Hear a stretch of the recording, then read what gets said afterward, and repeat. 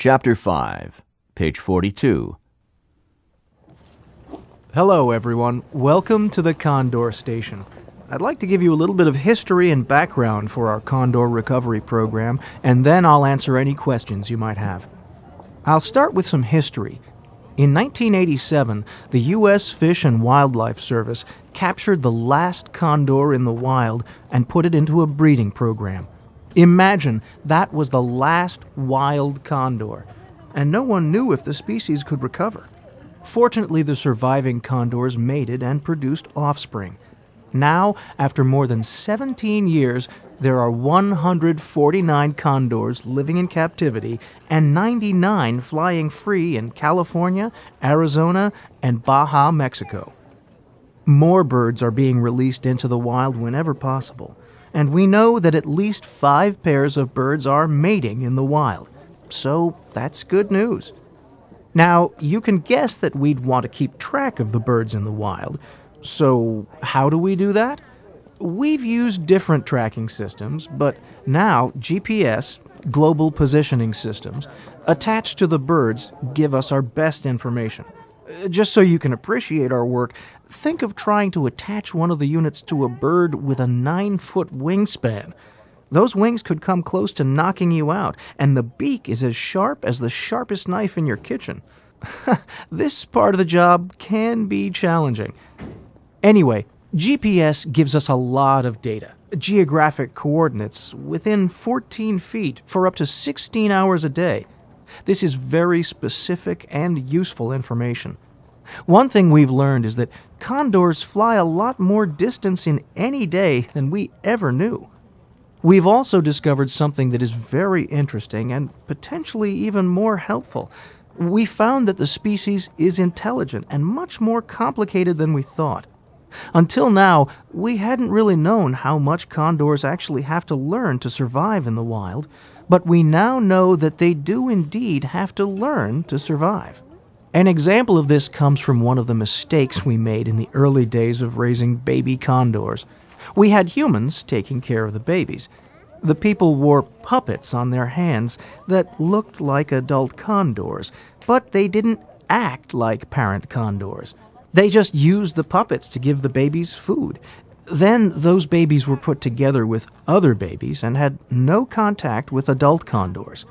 Now, what we realized later was that because of this approach, the baby condors didn't learn to be afraid of people. After they were released, they would approach people without any fear at all, begging for food at campgrounds and things like that. They acted like pets instead of wild animals. Obviously, this wasn't good. After watching adult condors with babies, we realized that the parent condors taught the babies a lot about being cautious and defending themselves. The parent condors spent a lot of time harassing their babies, pecking at them and pushing them away when they're too curious.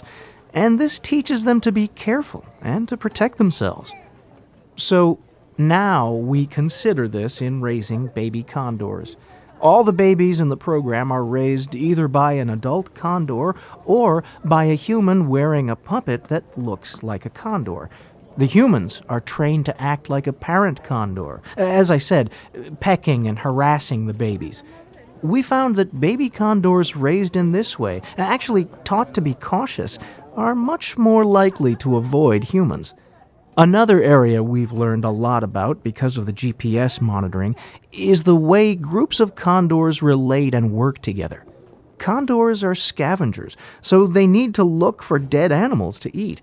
Now, you've probably never thought of it, but that's not the same as an animal that hunts for food. Think about it. A scavenger is dependent on finding a dead animal to eat at the right time, or it goes hungry.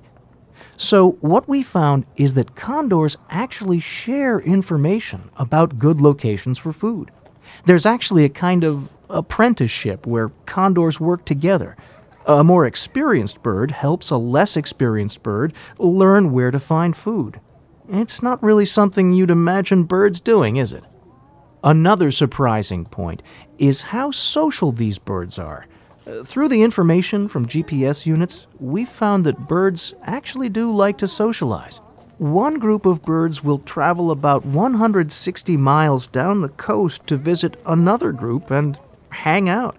That's something many of us can relate to, although we might not travel 160 miles all that often, even to visit a good friend. So that's some background on the condors. Why is this work important?